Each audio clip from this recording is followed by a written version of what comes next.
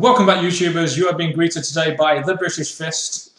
Ka-ching! With me, Mr. Parken! And this guy sitting next to me. He is the most awesome guy that I know, except for myself. It's NJ. What's up? What's up, NJ? What's up to you guys out there? Today we're going to be coming at you with our Impact Wrestling review for tonight. But before we do this, make sure you guys subscribe up above, like this video, and put your comments and thoughts on the show down below.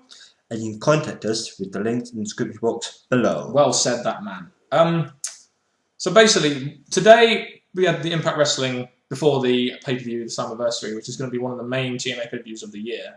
Let's see if TNA did their job in hyping up their pay-per-view. Yeah, let's. We start off the show in very normal fashion in TNA's world with an Immortal promo where Hogan and Bischoff come out to start off the show, basically saying that they now have 100% control. Thank you. No, don't worry. Basically, they say they have 100% control of the network, and they're going to present the X Division in a fair manner because that's how the network wants things to be done. Really? Do we think they're really going to do that, NJ? No, we do not. Exactly. And do you really think that Hogan and Bischoff are really going to take this company upwards? No, we do not. Okay, one question I want to ask you here: did we get any explanation as to why Mick Foley was fired last week or not? No, we did not. Simple words there. But then we get Anderson and Sting come out. Your main event guys, you know, in the opening promo, pretty damn good to have them in the opening promo for once. It was when they came out, like they let Mr. Anderson have his speak time, giving out all his stuff about what's going to happen at their match, which was good because obviously they need hype up for their match. You need more building to the match. And with Mr. Anderson, I think he's pretty good on mic. I enjoyed hearing him on mic tonight. The thing is with Sting, when Sting got on the mic, he didn't really address Mr. Anderson. He addressed Hogan, which kind of makes you think, you know, why are you doing that when you've got a match with this guy at the next pay-per-view? Do you know what I mean? Yeah, I was listening to him thinking, your focus is all on Hogan. Yeah, Hogan said some stuff before you came out about what's going to happen, what they're going to make change and all this and that. But you should be concentrating on your opponent, who's maybe going to kick your ass if you don't pay attention on him at the pay-per-view. Yeah, and basically Sting goes on about how he wants the old Hogan, you know, the one that's responsible for the finger poke of doom. Yeah, exactly. And says that Hogan and Bischoff are running this company into the ground. So he does speak some truth in this promo, at least. Yes, they do. My question is, was the first bit actually needed? Could you have just gone from the Sting Anderson part? Was the first bit really needed? If they were going to give an explanation, it would have been needed as to why Mick Foley was fired. Then I'd say it was needed, but they didn't really give us it. So was it really needed? I guess it's just part of Hogan and Bischoff wanting their in-ring time because I don't think they really had much of the in-ring time. No, they didn't. Throughout the rest of the night, did they? No, they didn't really have No, so I guess they had their little bit at the beginning, which... Yeah, just a shame it had to come at the beginning, but oh well, we're all used to that as TNA fans now. Did the opening segment really do that much for you? I mean, it hyped the main event, kind of. I just don't see why Hogan got involved. No, but I enjoyed Anderson and Mike and got himself ready for the pay-per-view. Yeah, definitely. So, shall we move on then, NJ? Yeah, let's. As NJ gazes lovingly at the lovely picture of Fraser and Ali at Thriller in Manila, we move on to a Knockouts tag team match. You might want to turn your attention to this, NJ, because there are some very nice knockouts in this match. Mickey James. Oh, yeah. We have our knockout champion, Mickie James, and Tara versus Angelina Love and Winter. Obviously, Mickie James and Angelina Love have got the match at Slammiversary. What did you think? What do you think to Angelina Love's whole zombie gimmick thing? Again, as it's just starting out for me, I'm still giving it a chance because after 2 weeks I can't really say much about it. But I'm saying that last time I saw a zombie thing in wrestling, it didn't really work out as good as it was meant to. I get what they're trying to do. They're trying to sort of make Angelina Love into this sort of dominant knockout by using this character she's got. In the match itself, we have Madison Rayne come out and attack Terra, which is a continuance from their little storyline they had back. And then you have Angelina Love pinning the champion. That's the thing I don't like about the match. There's a lot of Mickie James and Angelina Love in ring time, like save it for the pay-per-view. Yeah, they have your little hits and slaps, but nothing big to the pay-per-view. The match itself was okay. I mean, it was good. It was good for a knockout tag team match. It's just I think the wrong person pinned the wrong person, but you know, as hype goes, it wasn't a bad match to sort of lead us onto it. It was the right kind of thing to do, a tag team match. Not really directly involving the two people in the match. And this as well, just like last week, this is getting me ready and wanting to see their match. Yep. So it's doing its job. Yeah, so it was a good segment for us, really. It was. For the knockouts, anyway. We then had a little bar fight between Samoa Joe and Crimson. What was all that about? We didn't really see much, did we? It was all dark. No, it was all camera angles all over the place. I guess this is TNA's way of trying to hype up Samoa Joe and Samoa Joe's and Crimson's match for the pay-per-view by having them have a little bar fight on a phone camera or something. Yeah, I didn't see much of it, but from what was going on, it looked okay. Yeah, and Samoa Joe pretty much beat the crap out of Crimson. He did. And that's pretty much it for that segment. Let's move on, NJ. Yeah, let's. So after that little segment, we got the Mexico America versus Beer Guns, which consisted of Alex Shelley of the Motor City Machine Guns and James Storm of Beer Money. We also had Magnus on commentary, who is one of the parts of the British Invasion who are supposed to be challenging Beer Guns at Slammiversary. What did you think of him on commentary? He wasn't that bad, considering he's British. He was some of the times just blabbering about anything. Yeah, which I just thought it took something away from the match, didn't it? Especially when you want some commentary from the match. It was good to see. It was good to see Beer Guns team together for the first time. Beer Gun, Beer Gun, Beer Gun. And it was a very short match, but it kind of did its job in a way. What I still don't get is, how the hell did British Invasion get a tag team title shot? I don't remember really them getting a tag team title shot. And this is the first time I've actually seen them on TV in any kind of TV prominent role for ages, which kind of leads me to believe that, you know, there's not really... Where's the hype really for this match, apart from within Beer Money? I don't know. It's just I didn't feel much of this match. I just thought, yeah, it was needed because obviously they're building something there, but I just didn't get much of a good feeling from this match. Yeah, and the Serena and Rosita distraction, and then you had Alex Shelley accidentally super kicking James Storm, kind of hinting to problems. But I still think Beer Money will win at Slammiversary. I don't see why the British Invasion would win. They haven't really been hyped up to win it, so I don't really see them winning the match at all. So we see Mexico America win. Standard TNA tag team match. I thought the wrong people win because I really think you need to give the people going into the pay-per-view a push rather than the people that aren't going to be part of the pay-per-view. Do you know what I mean? Yeah, that would have made more sense. This is a mistake TNA made a few times tonight anyway. So I guess they were showing, as weird as it could be, the breakup of... Yeah. Maybe they would take it badly and have a fallout, but we'll have to see. Yep. So that was okay. I didn't mind that tag team match. Not enough time, but kind of did its job. Not the best tag team, but yeah, it did its job. Shall we move on then, NJ? Yeah, let's. We then had a Kurt Angle and Jeff Jarrett promo, which was hyping up their pay-per-view match at Slammiversary. Karen Jarrett. Yeah, how Kurt Angle says he's pleased that Karen Jarrett is not going to be there because he wants to have a one-on-one clean match with Jeff. Yeah, and we had to listen to what Jeff Jarrett had to say for about 5 minutes. Anyone else want to butt in here? Anyone else? Yeah, because...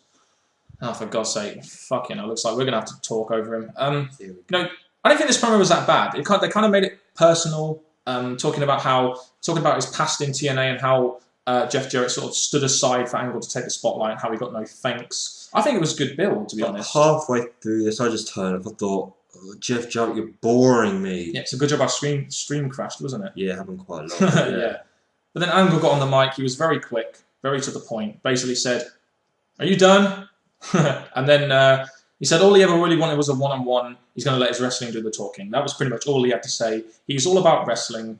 I just hope to God they make him win against Jeff Jarrett, because if Jeff Jarrett wins, I think TNA fans will riot all over the world. They should, yeah. Yeah. Have you got any? Do you think this segment was effective in hyping their match? Because I think it was. I think it weren't that much of a great promo, mainly because I thought the Jeff Jarrett speech got boring after a while. Angle said what he needed to say. Yep. And the best thing about it is that Karen's out the way. Yeah, that's definitely a good thing for that match, because it's kind of what it needed. That's pretty much all we're going to say on that one. That's it. Yes, let's. We then had Bully Ray doing what bullies do best, and that is making an open challenge to anyone in the back to come and give him a wrestling match. Who came out? Rob Van Dam, the whole effing show. Yeah, he came out, and I was actually thinking to myself here, this could actually be a good 10-minute match. But what did we get? A distraction in the audience from AJ Styles. Yeah, and this match didn't go anywhere near as long as I thought it would. I thought this match could have gone on for so long and been a good match, but no. It went on for about, 3-4 minutes? And RVD got the win. Again, TNA is an example of making someone who's going to be at the pay-per-view lose when really they probably should be pushing them. And Rotterdam's not really be doing a hell of a lot from what I've seen. Well, not this month anyway. Last month maybe, so but not this month. This, it was a good chance to make Bully Ray look good. Yeah. I just can't believe that the match first of all went so short and then Bully Ray didn't get a win. Although I can understand with AJ being there why they might have done that. With him, with them being in the feud, causing a distraction, causing him the loss. It should have ended a DQ, if anything, not a loss.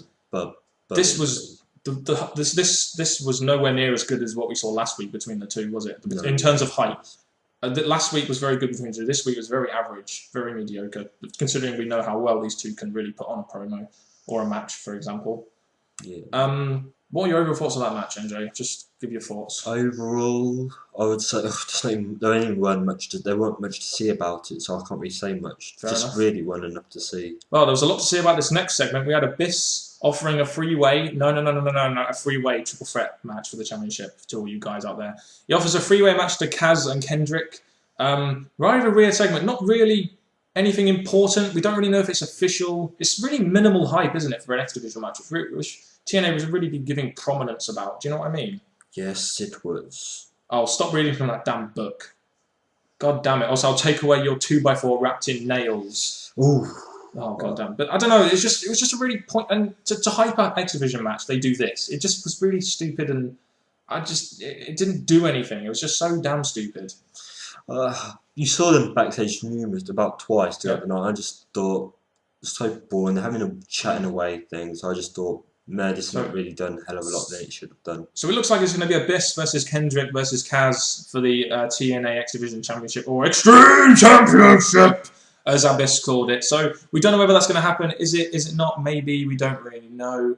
Shall we just move on from that, NJ? Yeah, let's. Next, we had our second knockout match of the night. 2 knockout matches in one night? Bloody hell. This is something that we don't see too much from WWE, is it? 2 Divas matches in one night. No, so well done, TNA, there. We had ODB versus Velvet Sky. Velvet attacks ODB pre-match, which you kind of liked, didn't you? You like seeing that, all this outside of the ring. With Diva matches, I'm used to seeing inside the ring, get ready for the match, start wrestling. With this, I like this before match, outside ring, on the ramp, sort of attacks. I enjoy it. So this was good to see. It really gives the match a lot more intensity, doesn't it, when that sort of thing happens? We see, what I liked about this match is we saw both Divas being dominant over each other, and what I liked about this is it kind of brought out Velvet Sky's angry side, which is kind of what we need to see from her if she's going to be an in-ring competitor, which is what I liked about the match. It's just a shame how it ended. I'm really disappointed with this. Yeah, but the thing is, the match didn't have too much time, I guess. A DDT out of nowhere won the match for Velvet Sky. It was good for Velvet Sky to win, especially against someone like ODB. Will this lead to a match of the pay-per-view, though? Too soon. I doubt they'll just throw one in, so I think it's not going to lead to it. For a knockouts match, though, this wasn't that bad.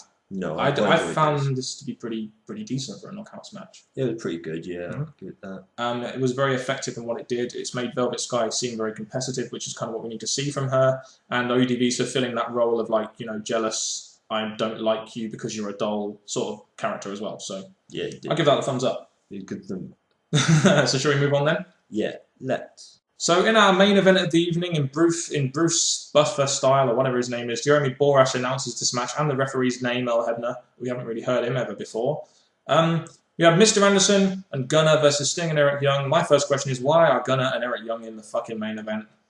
Well, if they weren't, it would have been a single match between the two that shouldn't have been in there. Yeah, I guess. It's just for me that these guys are 2 jobbers. I don't really see why they're in the main event. I can understand them trying to mix the 2 rivalries in a tag team match, but I'd like to have seen Steiner and Matt Morgan in this main event because it would have made more credible sense for them to be in there. If anything, I would maybe have had... I know it's not a big match, but Gunner versus Sting and Eric Young versus Mr. Anderson in single matches. We'd have seen more wrestling, wouldn't we? Yeah. This match had nowhere near enough time. Really, this was a constant theme throughout the night for TNA. The matches had nowhere enough time. And the worst thing about this is Gunner pinned Sting. Poor Sting.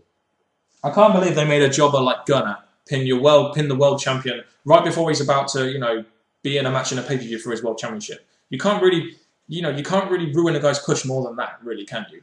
No, and Sting got angry at the match, pushed Eric Young, and then just left. It weren't a good ending. So I don't know about this main event. It was hyped up rather well at the beginning, but it just didn't go on for enough time, and the wrong person won it, really, in my opinion.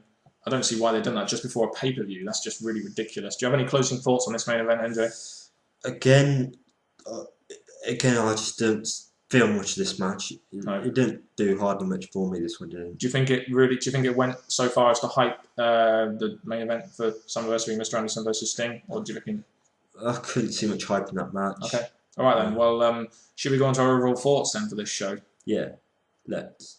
So going on to overall thoughts straight away, I had two problems with Impact Wrestling tonight. Firstly, we didn't have Matt Morgan and Steiner on there. We've got a match of the pay-per-view which we have really not too much hype for. We really needed to see them on this show, especially in the go-home show before Summerversary. And secondly, the X Division was not featured enough. If they're going to have a match, you need to feature them a little bit on your show, don't you? Well, with Matt Morgan, Scott Steiner, I think that match would have been, not a tonight match, maybe they got them involved somehow, would have been good. The X Division, I agree with what you said, yeah. I still think they could have added Morgan and Steiner to the Mr. Anderson Sting tag match, to be honest. That could have been a great idea. Yeah. What are your overall thoughts of the show, NJ? Again, I'm going to say this. This week did not give me as much feel into the event than last week's. Last week's I was going for it, I was liking it, but this one, not even close. I personally felt that they hyped the pay-per-view okay here. We saw signs of the matches, signs of the rivalries throughout this pay-per-view. I think TNA did a good job in doing that. It's just that a lot of bullshit happened tonight. Some of the wrong people won their matches. A lot of their matches didn't have enough time. It was a constant theme throughout the night, which let the show down for me. I thought there was some decent hype, but the matches just didn't go on for as long as as much time as they should have done. And that's one of the reasons I'm going to be giving it a C this week. Mine's pretty much that, or C minus C. Why are you giving it a C minus C? One, for my second view of TNA, the first one was better. I thought the event before the pay-per-view would have been bigger, better, but I found the other week better than this. This week, the matches were short. I weren't hardly entertained throughout most matches. I switched off for some of them. And the thing is, the knockout matches, they were getting to me more. I was liking them more than some of the other matches. Okay then, well you've heard it here. You've heard NJ's thoughts. I'll give this a solid C show, to be honest. I'm quite looking forward to this pay-per-view, and I'm looking forward to reviewing it too. So make sure you guys leave your thoughts on Impact Wrestling, this edition of Impact Wrestling, down in the comment section below. We want to hear your thoughts on this show. NJ, do you have any last words before we go? Knockout. All right then. Thank you very much for watching once again, guys, and a very good goodbye.